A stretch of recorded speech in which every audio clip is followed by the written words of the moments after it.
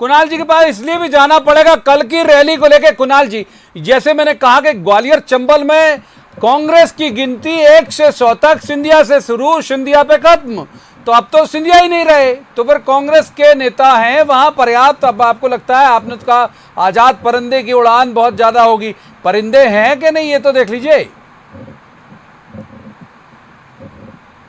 ये तो वक्त बताएगा। अभी जब चुनाव आने तो एक भी जब सीट बीजेपी नहीं जीतेगी, इनकी भी उड़ान पता पड़ जाएगी और कांग्रेस के कार्यकर्ता की उड़ान भी पता पड़ जाएगी। नेता कार्यकर्ता से होता है, कोई भी नेता अपने आप नेता नहीं होता है। दूसरी बात, सकलेचा जी ने बड़ी अच्छी बात कही कि इन्होंने कहा कि मध्य प्रदेश में वो गए थे, किसान को हमने कर्जा माफ नहीं करा इसलिए गए थे। अगर ये बात थी तो आपने तो कर्जा माफी को पाप बता दिया, आपके लोगों ने कांग्रेस का पाप बताया।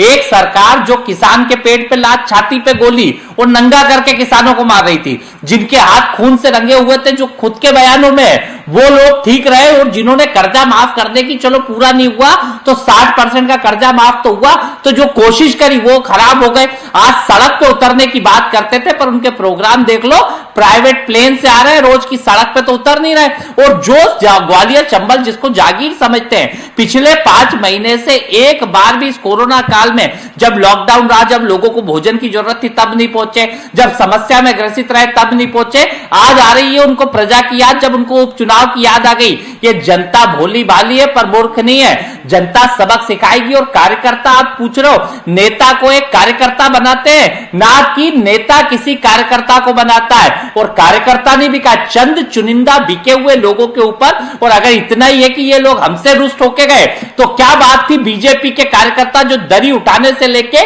2 सीटों से इतना बड़ा संघर्ष करके आए, उन्हें तो घर बिठाने का काम कर दिया, माल भी इन्हीं को दिया, पद भी इन्हीं को दिया, और बिगर विधायकी के इनको मंत्री पद देने का काम किया। ये जनता सब समझदार है। क्यों भारतीय जनता पार्टी होटलों के पैसे होने वाले वो जा रहे हैं, वो लोग मैदान में, और कल ही जिस कर लेते हैं इस मसले पे हम डिबेट लगातार करते हैं। जो बात कर रहे थे, ये चंबल वाले आयोजन पे करते हैं, जरा की जो बात कर रहे थे उसमें भी इन्हीं के लोग हैं।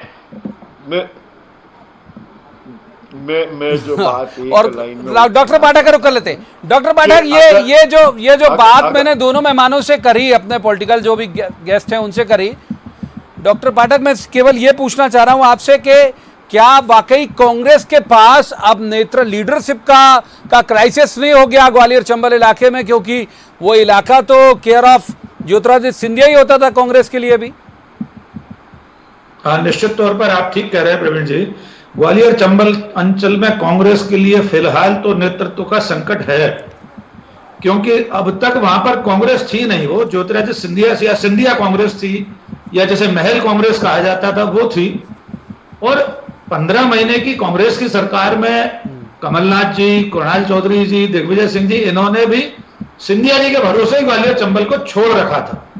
तो अगर यह देखा जाए तो संगठन नाम की वहां चीज है नहीं अभी। अब देखना होगा 22, 23, 24 तारीख को। अभी हमने सुना था भूपेंद्र गुप्ता कह रहे थे कि 12 कांग्रेसी जा रहे हैं, बाकी 500 भाजपाई हैं। हमें नहीं पता कितने होंगे उसमें।